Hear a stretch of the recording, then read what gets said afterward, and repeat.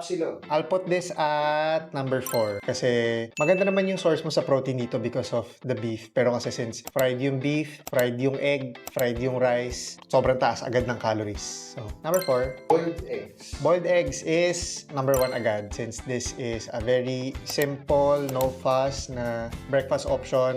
Good source of protein din siya.